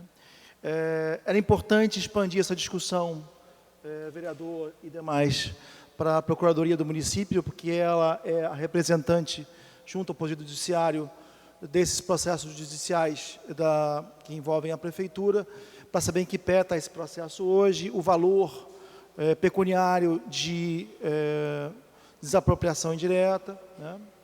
saber quanto é que custa isso, ou custará para a Prefeitura a repassagem desses valores, desses terrenos de ZVS ao Poder Municipal, né? Então, eu conclamo para que nas próximas discussões, seja elas aqui ou na própria Prefeitura, estejamos municiados mais com informações da própria Procuradoria do município, que é a interventora, que ela é o órgão responsável para fazer frente ao judiciário dessas demandas judiciais.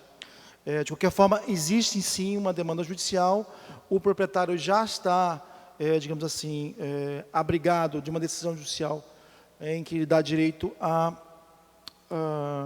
valores de indenização, por conta de serem áreas de ZVS.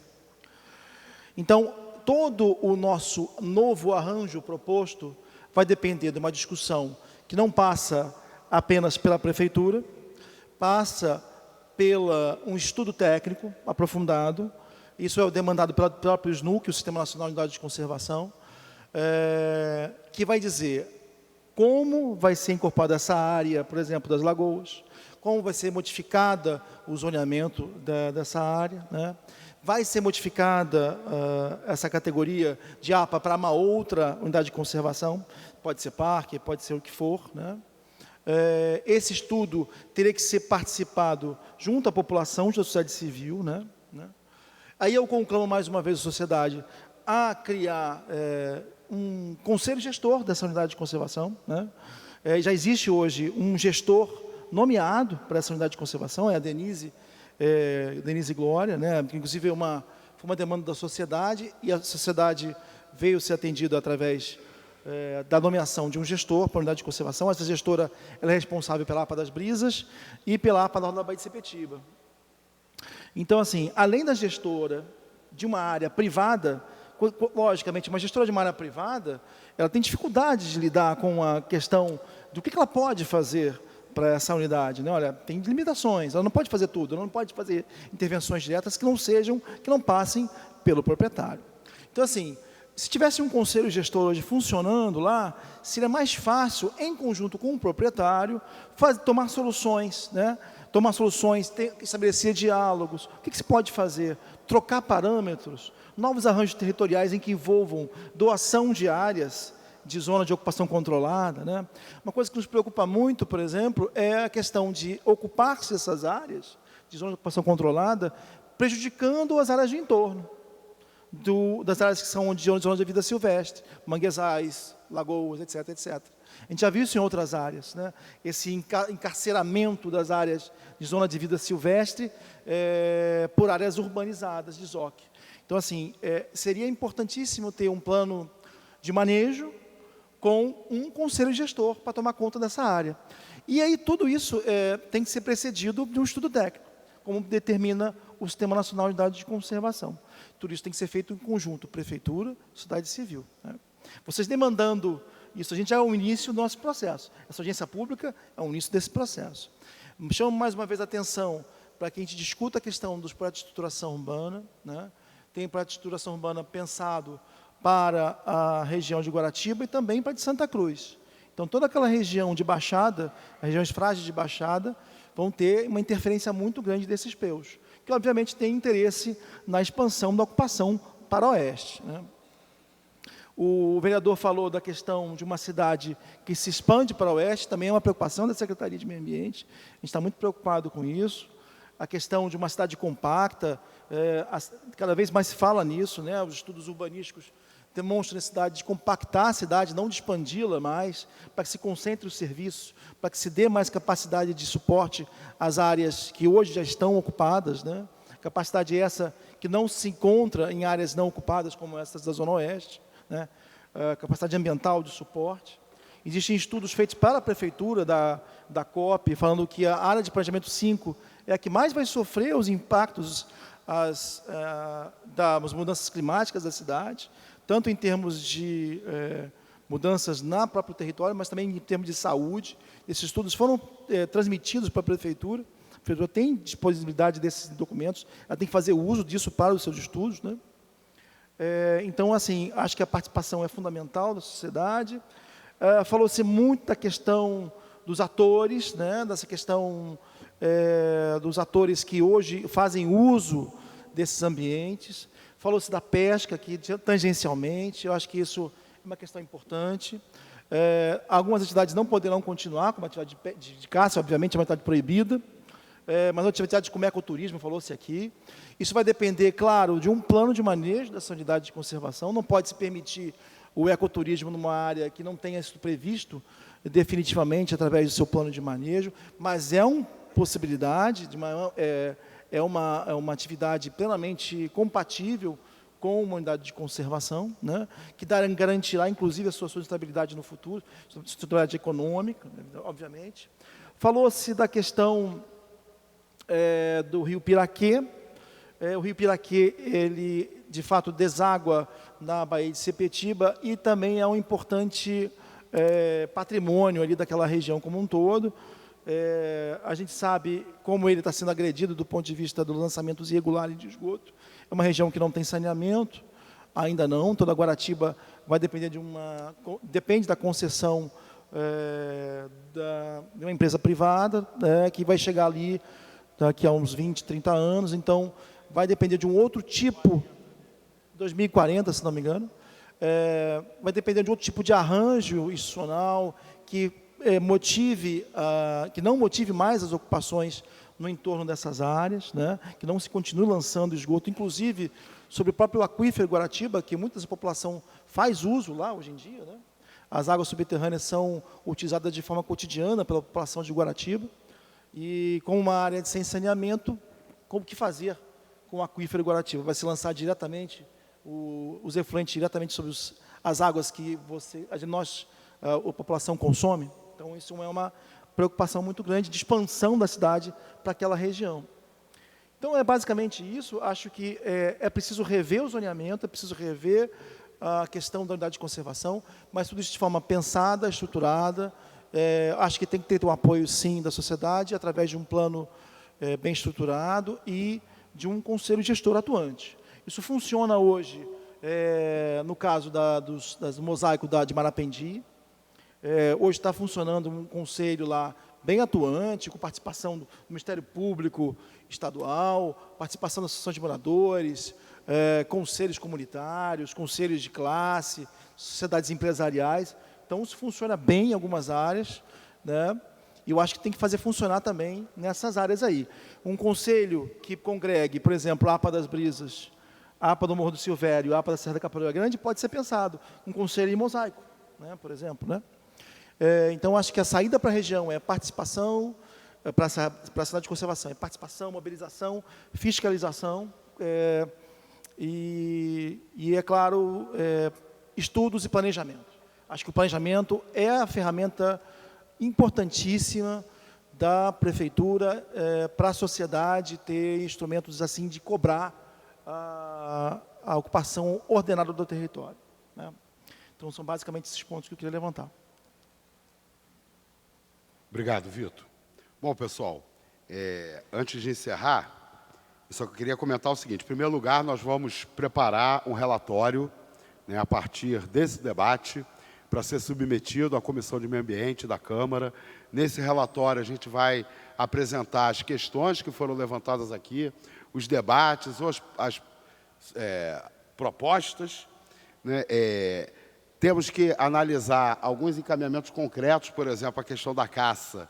Acho que nós temos que acionar o Ministério Público, temos que acionar o Batalhão de Polícia Ambiental, fazer ofício em nome da comissão, exigindo, né, que a Polícia Militar, que o Governo do Estado cumpra a sua, né, função de inibir, né, o crime ambiental na área, né? Nós vamos demandar dos debatedores aqui que nos ajudem a elaboração desse relatório, né, se for necessário, pegar mais subsídios, mais dados, para a gente fazer desse debate público um início do envolvimento da Comissão de Meio Ambiente, né, no debate sobre a APA das Brisas e sobre, né, a região como um todo, né? Quero também já me preparar para o debate sobre o PEU, né, assim que o PEU chegar aqui na Câmara Municipal. Acho que a Comissão de Meio Ambiente deve, inclusive, tomar a iniciativa de fazer audiências públicas sobre o PEU, né, para não permitir que o PEU ele seja debatido sem o máximo de envolvimento da comunidade. Eu tenho disposição para fazer audiência pública no território também, não precisamos fazer audiência pública apenas aqui na Câmara Municipal. Hoje, a única restrição é que a gente não está podendo fazer audiência pública fora da Câmara no fim de semana. Mas de segunda a sexta-feira a gente pode marcar lá em Guaratiba para fazer o debate sobre o PEU, mais de uma audiência pública, se for necessário. Vocês podem contar com o nosso empenho, né? Bom, para encerrar, eu não resisto. As pessoas que já vieram em várias audiências já devem estar cansadas de me ver falar isso. Mas é porque esse salão aqui, eu acho que ele tem sempre que ser usado para a gente refletir sobre a nossa cidade. Ele tem uma característica que sempre me intrigou. Se vocês olharem aqui para trás da gente, tem o painel da Moedo, que representa a fundação da cidade do Rio de Janeiro. Em tese, ele é um painel realista, né? Ele tem um estilo realista, mas ele é uma representação idealizada da fundação da cidade, né? Tudo em paz, os índios olhando com cara de bobo, os portugueses chegando e tomando conta do território. Mas a realidade da fundação da cidade está lá atrás, no painel lá de cima, lá atrás, que é do mesmo Amoedo. Ele já não é tão realista assim, né? Porque tem um São Sebastião flutuando entre as nuvens, mas ele politicamente é mais realista, né, do que esse painel aqui de trás, porque ele representa a Batalha de Uruçumirim, né, a batalha em que os portugueses derrotam a Confederação dos Tamoios, né, são mais de 2.000 indígenas massacrados para fazer a fundação da cidade do Rio de Janeiro, né? Então, desde que eu percebi, né, a contradição entre esses dois painéis, né, e percebi o seguinte: os vereadores votam olhando para o painel idealizado, mas a mesa diretora preside a Câmara olhando para o painel que representa a realidade da cidade, né? Eu sempre gosto de citar esses dois painéis para a gente refletir sobre a história da nossa cidade. Eu vou devolver a palavra ao Vitor, que ele solicitou para fazer um adendo. 3. O Fernando mencionou a estrutura da Colub, que poderia ser usada pela Colub. O Délzio, aqui, o nosso assessor da Secretaria, está lembrando que existe já um projeto pronto para reformar essa construção, mas que aguarda recursos, que a gente sabe que são escassos. Mas existe já um projeto pronto, arquitetônico, para a reforma exatamente desse prédio para a utilização da Colub. Vamos torcer para que esse recurso apareça. Outra coisa que a gente coloca à disposição para que as iniciativas com vistas à criação de um conselho gestor contem com a nossa participação. Criar um conselho gestor não é algo fácil, exige uma série de trâmites e existe uma série de reuniões preliminares. Então, se for o caso, a gente está à disposição para ajudar vocês na discussão da criação desse conselho gestor. Tá? É só isso, vereador. Obrigado. Bom, pessoal, eu quero anunciar aqui que no dia 29 de novembro vai acontecer a próxima greve mundial pelo clima. A Coalizão Rio pelo Clima está discutindo a organização das atividades aqui no Rio de Janeiro. Nos dias 5, 6 e 7 de dezembro, a Comissão de Meio Ambiente vai realizar o Seminário Internacional da Comissão de Meio Ambiente da Câmara, com o tema O Colapso Ambiental e a Cidade do Rio de Janeiro. Em breve divulgaremos o local, as inscrições para esse evento. No dia 8 de dezembro, vai acontecer a Marcha Popular do Clima, concentração às 14 horas no Posto 8, em Ipanema. É um evento, tanto a Greve Mundial pelo Clima, no dia 29, como a Marcha Popular do Clima, no dia 8 de dezembro, são manifestações internacionais, né, às quais o Rio de Janeiro vem se somando.